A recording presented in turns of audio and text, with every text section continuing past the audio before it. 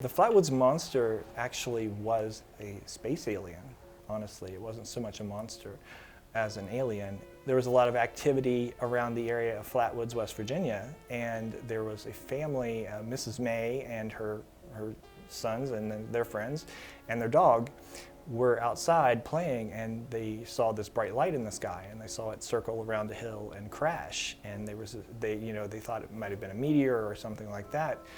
And so they went in and they got Mrs. May, and they all walked up the hill to where the crash site was. And when they got up there, there was this glowing red orb in the ground. The air was filled with smoke. It was very acrid smelling, apparently, oily kind of air. And the dog got close to it and just ran away. The dog was terrified. It was not wanting anything to do with whatever the ship was or whatever this object was. And as they got closer to it, they noticed that there was a figure over to the side of them. It was about 12 feet tall.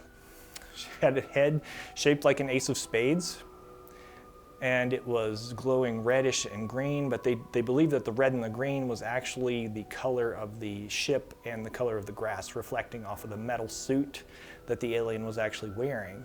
So when they saw the monster, or the alien, Mrs. May and the children, the boys all ran back to their home, and they reported it to the authorities.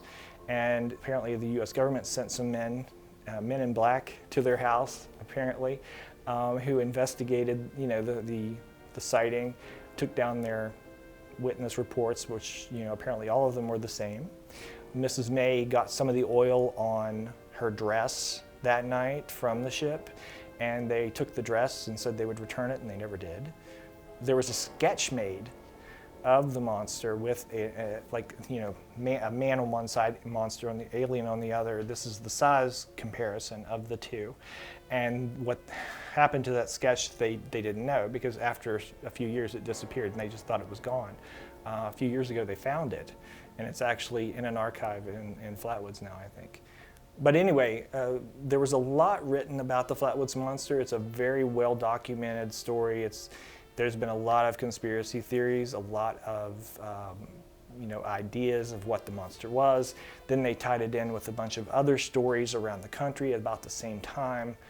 This was the age of the space race, so there was a lot of interest in interstellar crafts, and this was the time of Roswell. This was the time of Sputnik and things like that were getting ready to take off.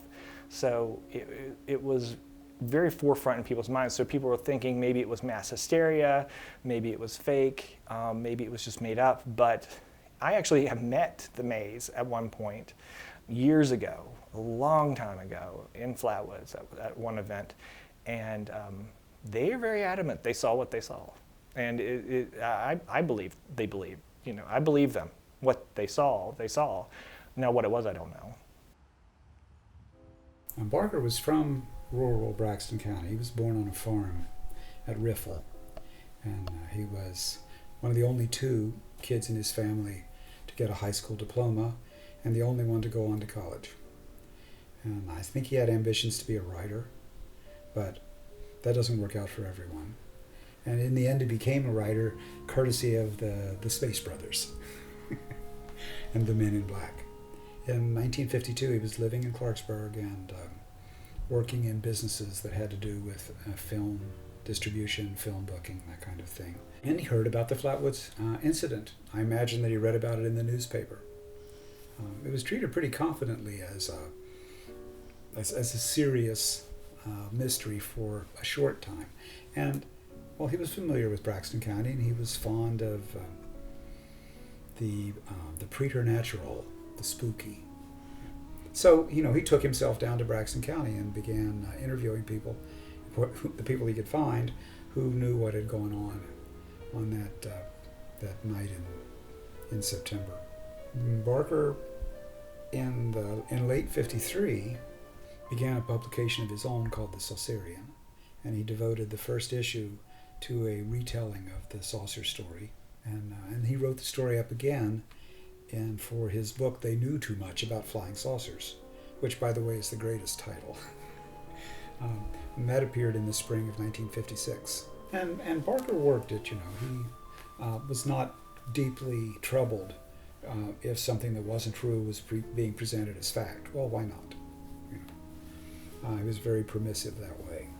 He did a lot to publicize it, because as I say, he used it as his springboard for becoming a more or less respected UFO researcher out on the fringe. The Flatwoods Monster is picking up a lot of speed. It's not quite as popular as Mothman in West Virginia, but as a monster from the state of West Virginia, it's probably number 2 on everyone's mind as to when you think of West Virginia monsters. But it goes by a bunch of different names. If you researched Green Monster, Flatwoods Monster, the Braxton County Monster, those are all the 3 similar things. So, and you can find pictures of the Flatwoods Monster all over the internet now. There's a Flatwoods Monster Festival every now and then. There's a Flatwoods Monster Museum. You can go to Cafe Semino in near Flatwoods, and they have the deck chairs shaped like the Flatwoods Monster. It's awesome. Well, the Flatwoods Monster Museum opened in 2018, and ever since then we've been really surprised as to how many people want to come and visit anything dedicated to the Flatwoods Monster. And we have folks coming from all over. I would say at least half of the people that come and visit are from out of state. Sort of the other half are from in-state. I think the interest in the Flatwoods Monster has kind of always been there, but up until pretty recently, there really hasn't been a lot of things that you could visit that have anything to do with the Flatwoods Monster. And as you know, where the sighting took place is on private property, so that hasn't really been able to be a magnet to draw people in.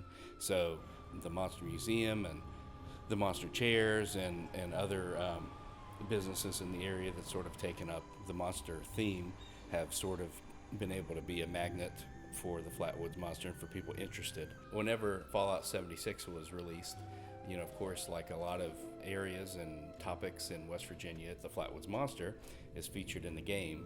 So that's actually increased a lot of visitation, a lot of interest. It's piqued a lot of new interest. So we have visitors coming in all the time that are doing sort of their Fallout tour. And what's neat too about that is it's tied all these different things together in a way that they've never really been tied together before. So when maybe before the game came out, you could have said, oh, of course, go visit X, Y, or Z.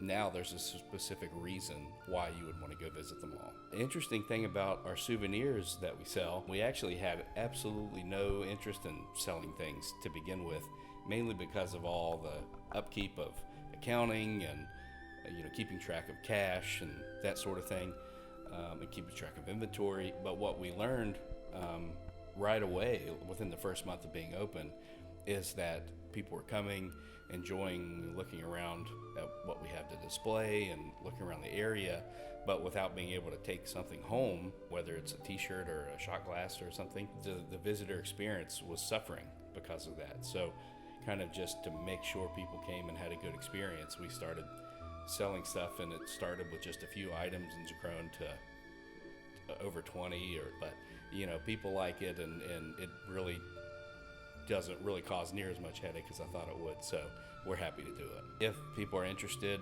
and they would like to get more information, they can visit our website, braxtonwv.org, to find more info. To go specifically to the area that has to do with the Flatwoods Monster, visit braxtonwv.org/monster.